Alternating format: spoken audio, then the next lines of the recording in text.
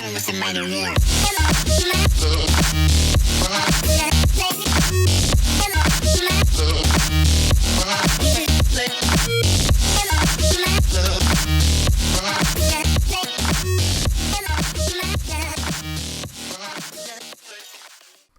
up, fashionistas, and welcome back to my YouTube channel.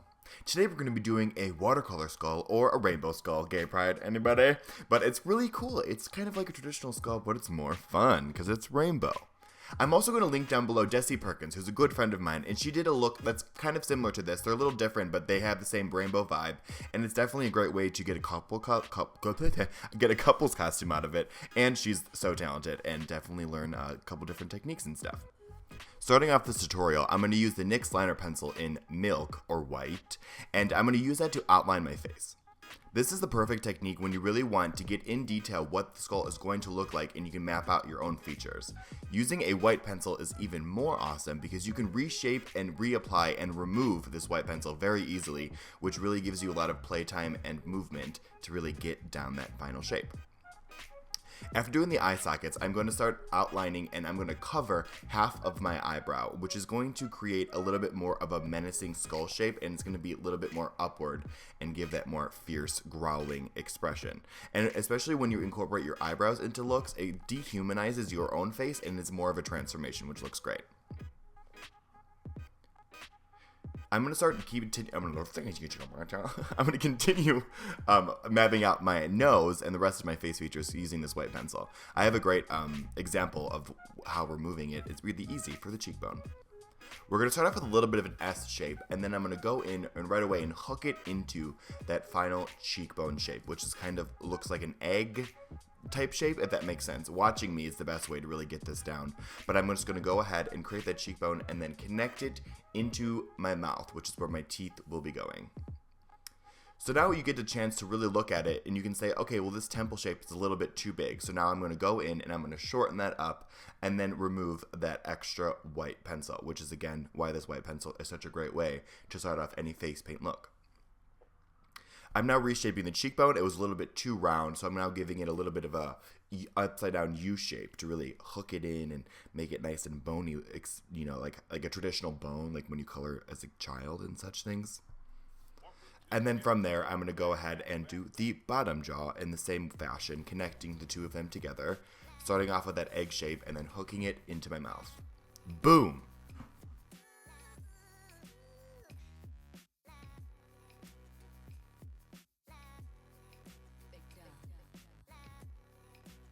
This step is a little bit of trial and error. I originally had outlined the first half of my eye using a black cream paint because I was going to blend that into a purple or another colorful eyeshadow, but I decided not to do that, so just skip that. I'm now going in with the Makeup Forever Flash palette, which is a cream-based paint, which is not the same as the water-activated paints that I usually use here on my channel. I'm using the Makeup Forever Flash palette, which is a nice cream white, which is one of the best whites I've ever used, but I stay away from using it on my channel too much because it's $100 for the bad boy, which is kind of extreme, but it is some of the best cream paints in existence, but I'm using that to cover my face. I'm now going in with the Sigma F80, which is a nice flat top kabuki brush, which is perfect for pushing in pigment. And we're going to use the Star Crush Minerals Coral Pigment, which is the star of the show. And I'm going to be applying that to the face, and it's going to adhere to that white cream paint. Star Crush Minerals is a new gem for me. I just discovered them, and they're actually incredible. They are unbelievably affordable, going in with Solar Dust now, but they are unbelievably affordable, and they are so pigmented. I mean, you can see them working right here. They are really great for beginners, and I love them, and I'll have them linked down below in the order in which they appeared in this video, and the primary color closest to what they look like, because I do have really cool creative names, but it might be hard to be like, what's Dark Brush Coral? And I'll be like, oh, it's pink, duh. But now we're going into Mint to Be, and I'm going to use that to now connect these colors as I'm pushing. So I'm applying the product, and then I'm loosely applying a similar color that can blend quite nicely to sandwich the two of them together, and then it's going to create that blend. Do you know what I'm saying? But this Flat Top Kabuki by Sigma is the best to do this because it's nice and flat and it just really pushes it right into the face. I'm going back in with that same pink color, and I'm now going to apply it around the orange that we used and then hook it into the green as well, and then that's going to create a little bit of synergy, and it's going to not look like a zebra streak, so you kind of want them to swirl together and not be so even. And now going in with the green, I'm connecting that, bringing it down into the bridge of the nose. I'm trying to use a little bit of darker colors around contour lines, if that makes sense. So now I'm using Some Like It Hot Pink, and I'm going to connect it now to that pinkish reddish color to really, so they're very similar in color family, but this one's a little bit darker and adds nice dimension. And then going with that yellow again and connecting the green and the pink together. You want to use colors that flow nicely together. Like you see on the blue on the left side of my forehead, maybe I shouldn't have used that there. I cover it up later because that blue and the green like don't really blend in together, so whatever, I fix it later. But now I'm using Beach House Blue, and I'm going in with that cheekbone. And now the colors are starting to come out a little bit darker than they are in the bottle because my brush is kind of dirty. I wish I had more F80s, but I don't. So I'm wiping them off in between colors, but I would suggest using new brushes. But now I'm going in with a purple to connect in with that blue and get a little bit more darker tones around the side of my head, and then connect them to the light side with the green. Is this making sense? I hope it is.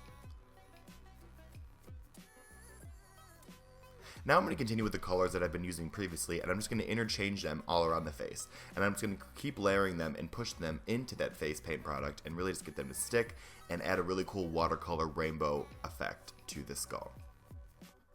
Here you can see me covering up that blue because I didn't like it. I wasn't feeling it.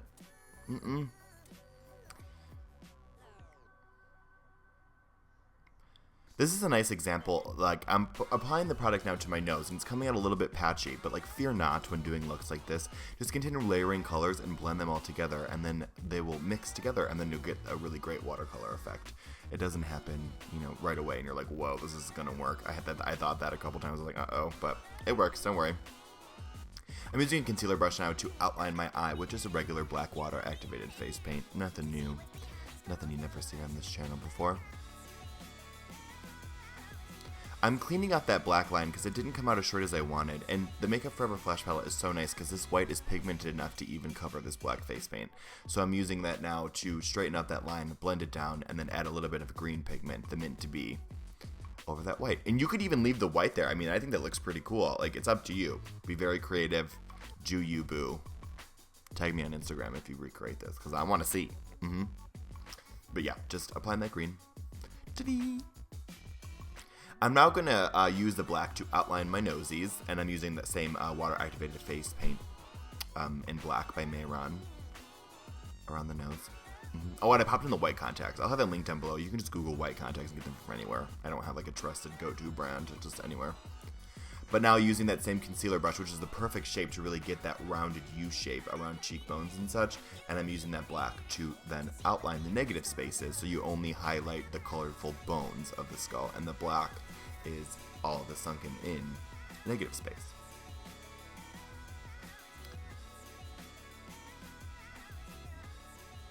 Yep. Just taking my time. This tutorial took me a lot longer than you'd think. I think like 3 hours. I was like, ugh. When I got to the teeth, I was like so over it. But I do really like how it came out. It's one of my faves. Now I'm using it to outline a little bit of the hollows of the mouth. You don't want to carry it all the way into the lips because you still have to create the teeth. So don't overdo it and don't create too much negative space around the mouth.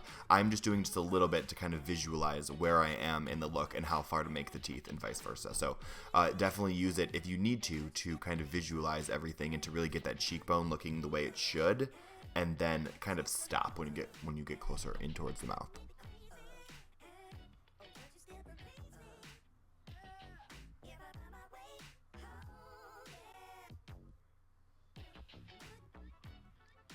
Here I am just doing the final outline of where the skull would meet the teeth, and then I'm kind of going to stop here because you don't want to, taking black off is not easy, so you don't want to overdo it.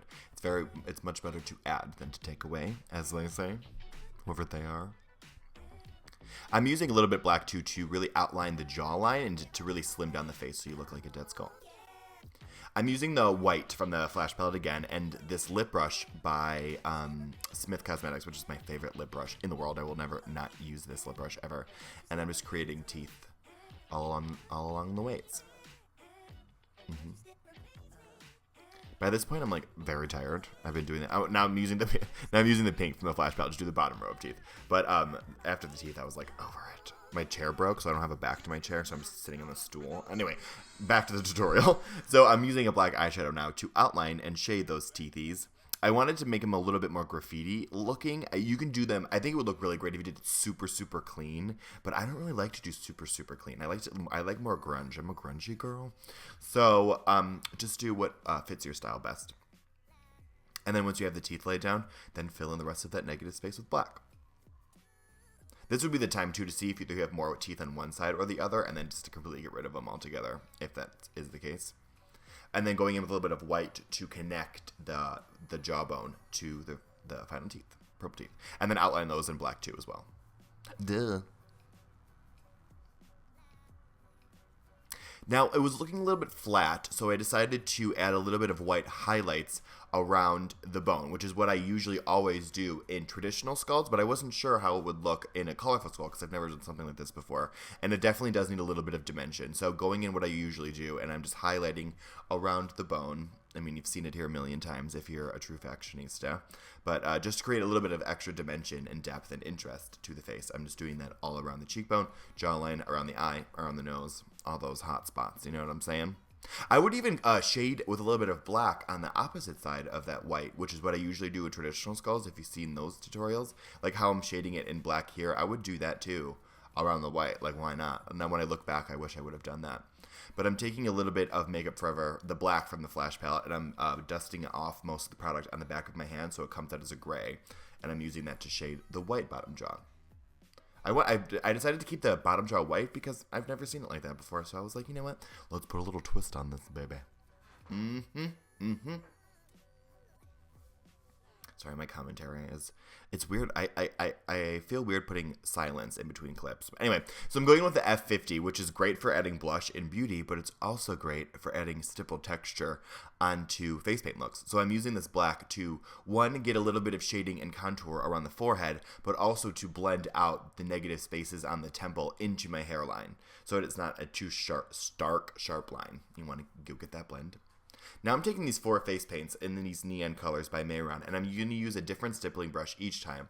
I'm going to dip it into the product, getting it very wet, and then I'm going to hit it against my hand so it starts to paint splatter my face, as you see here. And I think that's a really cool texture and to really neon and grunge it up. And if it didn't get exactly where you want it, because it's hard to really control exact placement, just use the brush to just stipple it on, and it will look like dots again. But now I'm just going to interchange and do different colors, and I'm just stippling them all over my face. Stipple and splat, stipple and splat. The more colors you use, the more depth it'll have, and the more it'll look less like paint all over your face and look more like a finished neon skull. And I think it'll look really cool. Wear this to gay pride parade, you know what I mean? Casual. No one will look at you weird.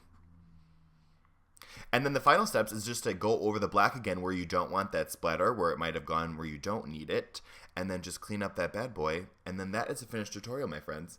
I really hope that you guys like this tutorial and learned something new and tried out a little fun colorful skull. If you decide to recreate this, please definitely tag me on social media. I love to interact with you guys and, you know, look at your stuff, and I love you, and I'll see you guys in the next video. Bye, friends.